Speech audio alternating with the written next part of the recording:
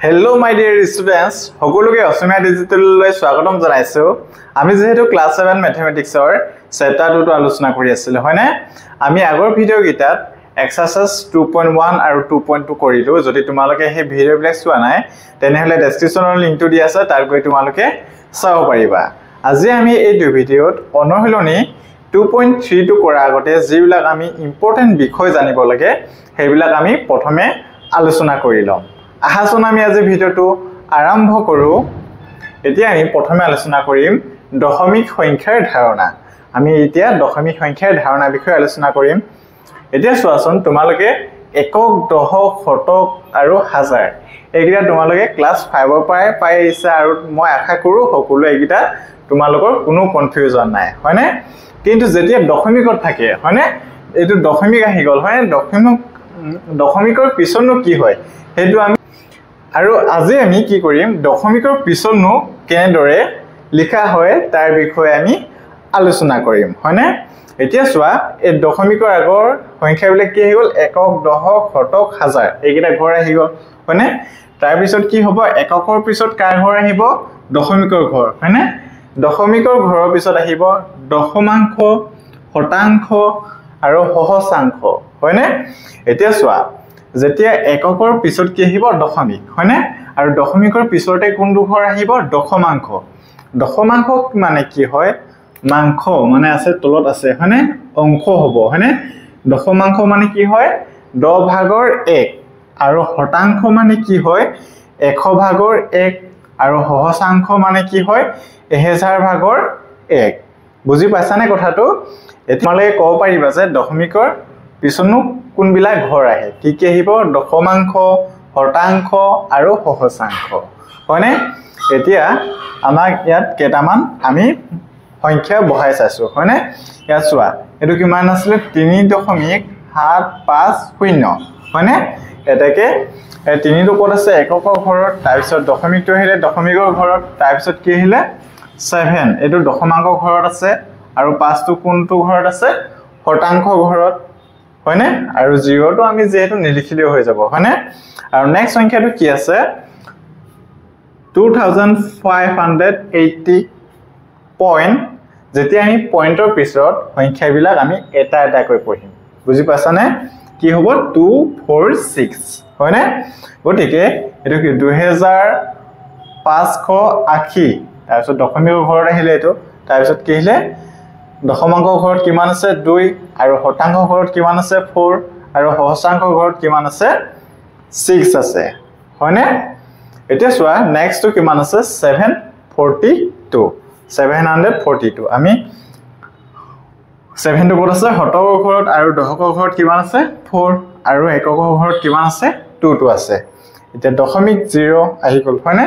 আমি যেহেতু ইয়াত দশমিক আৰু 0 আছে গতিকে যেহেতু আমাৰ সংখ্যাটো কিমান আছে 742 গতিকে আমি আৰু ইয়াৰ পিছত লিখা প্ৰয়োজন নাই হয়নে?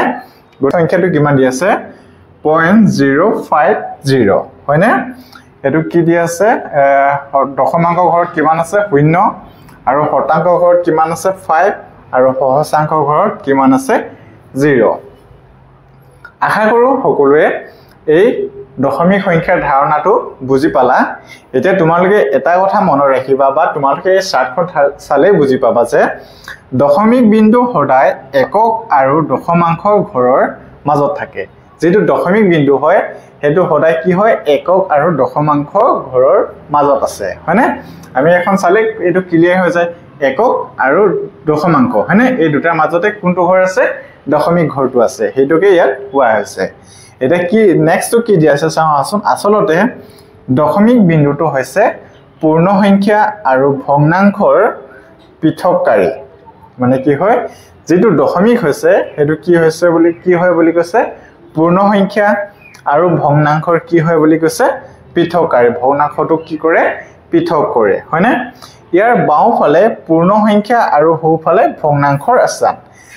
যেহেতু কি হয় বাওঁফালে কি থাকিব পূৰ্ণ সংখ্যাবিলাক থাকিব আৰু দশমিকৰ বাওঁ সাইডে কোনবিলাক থাকিব ভগ্নাংশৰ স্থান থাকিব হয়নে?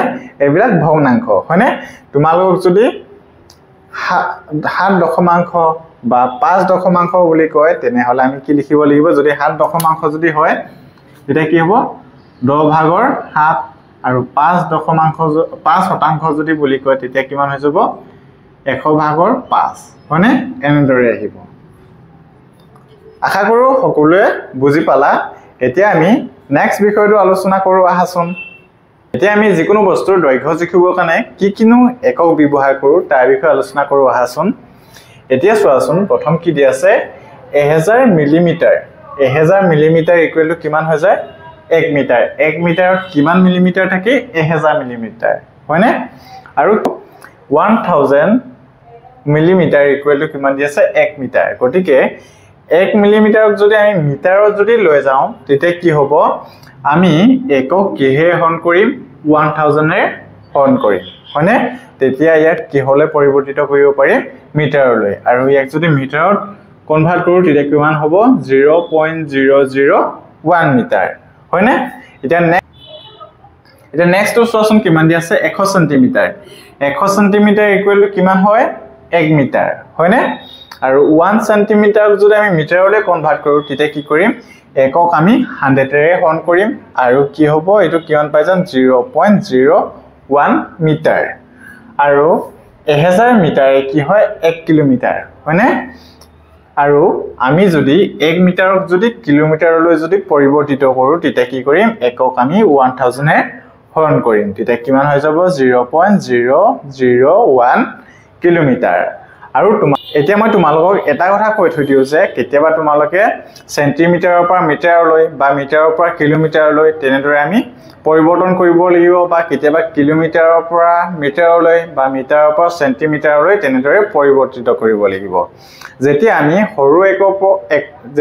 সৰু এককৰ পৰা ডাঙৰ এককলৈ পৰিৱৰ্তিত কৰিম তেতিয়া আমি সদায় কি কৰিম পূৰণ কৰিম আৰু যেতিয়া আমি ডাঙৰ এককৰ পৰা সৰু এককলৈ পৰিৱৰ্তিত কৰিম তেতিয়া আমি কি কৰিম সদায় পূৰণ কৰিম এই কথাটো মনত ৰাখিলে হৈ গল তোমালোকে এতিয়া আমি নেক্সট ভৰৰ ক্ষেত্ৰত আমি কি কি একক ব্যৱহাৰ কৰো চাও হাচোন 1000 মিলিগ্ৰাম ইকুৱেল টু কিমান গ্ৰাম হয় 1 গ্ৰাম হয় আৰু 1 মিলিগ্ৰামক যদি আমি গ্ৰামলৈ পৰিৱৰ্তিত কৰো তেতিয়া কি কৰিম একক আমি 1000 ৰে কি কৰিম হৰণ কৰি দিম হয়নে তেতিয়া ইকুৱেল টু কিমান হৈ যাব 0.001 গ্ৰাম এতিয়া 100 সেন্টিগ্ৰাম ইকুৱেল টু কিমান হৈ যাব 1 গ্ৰাম হয়নে গটিকে 1 সেন্টিগ্ৰামক যদি আমি গ্ৰামলৈ পৰিৱৰ্তিত কৰো তেতিয়া কি হ'ব একক আমি 100 ৰে কি কৰিম হৰণ কৰিম ইকুৱেল টু কিমান হৈ যাব 0.01 গ্ৰাম এতিয়া চোৱা নেক্সট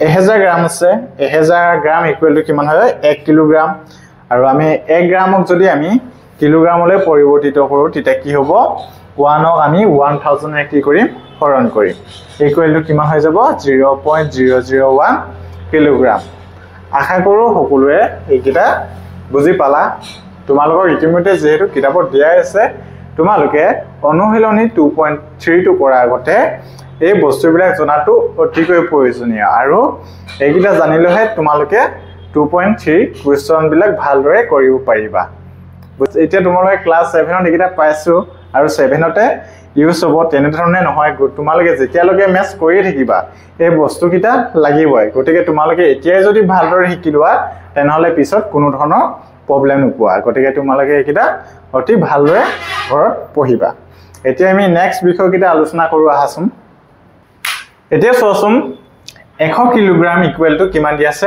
1 কুইন্টেল আৰু যদি 1 কিলোগ্ৰামক যদি আমি কুইন্টেললৈ পৰিৱৰ্তিত কৰো তেতিয়া 1ক কিহে হৰণ কৰিম 100 ৰে হৰণ কৰিম তেতিয়া কিমান হৈ যাব কুইন্টেললৈ পৰিৱৰ্তিত হ'ব হয়নে ইকুৱেল টু কিমান হৈ যাব 0.01 কুইন্টেল এতিয়া 10 কুইন্টেল ইকুৱেল টু কিমান দি আছে 1 মেট্ৰিক টন গটিকে 1 কুইন্টেলক যদি আমি মেট্ৰিক টনলৈ যদি পৰিৱৰ্তিত কৰো তেতিয়া কিহে হৰণ কৰিম 1ক 10 ৰে হৰণ কৰিম তেতিয়া কিমান হৈ যাব 0.1 মেট্ৰিক টন এতিয়া মেট্ৰিক টনক কেতিয়াবা কি কোৱা হয় বুলি কৈছে সমকৈ টন বুলিও কোৱা হয় বুলি কৈছে এটো তোমালোকে মনত ৰাখিবা এতিয়া নেক্সট ক্ষেত্ৰফল বা কালিৰ উলিয়া ক্ষেত্ৰত কেন্দ্ৰ আমি কেনে ধৰণৰনো আমি একক ব্যৱহাৰ কৰো চাও হাচোন 1 বৰ্গ মিটাৰ ইকুয়াল টু কিমান হয় 1 সেন্টিআৰ আৰু 100 বৰ্গ মিটাৰ ইকুয়াল টু কিমান হয় 100 সেন্টিআৰ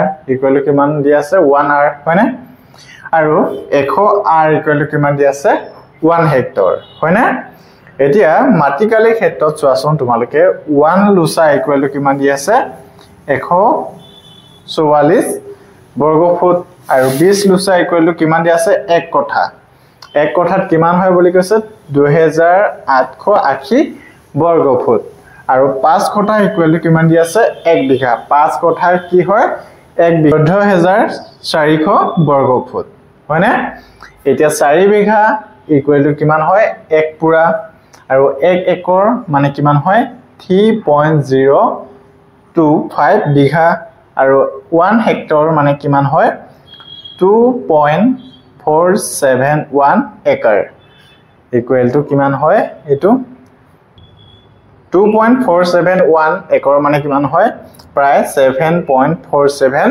বিঘা হয় এখিনি এতিয়া তোমালোকে এই গোটেই বিলাক ভালদৰে তোমালোকে ঘৰত পঢ়িবা আৰু তোমালোকে যদি কিবা বুজি নোপোৱা তোমালোকে তেনে হলে কমেন্টত জনালে হৈ গল মই নেক্সট ভিডিঅ তোমালোকক সেই যিবিলাক পাৰা নাই মই তোমালোকক সেইবিলাক সমাধান কৰি দিবলৈ চেষ্টা কৰিম যেহেতু অনুশীলনী 2.3 টো কৰাৰ আগতে আমি যিমান বিলাক বিষয় জানিব লাগে এইবিলাক গোটেই জানি ললো হয়নে গতিকে আমি অনুশীলনী 2.3 টো আমি অতি সহজভাৱে কৰিবলৈ পাৰিম ইমানতে সামৰি মাৰিছো যদি তোমালোকে যদি ভিডিঅটো ভাল পালা তেনে হলে লাইক কমেন্ট শ্বেয়াৰ আৰু সাবস্ক্ৰাইব কৰিবলৈ নাপাহৰিবা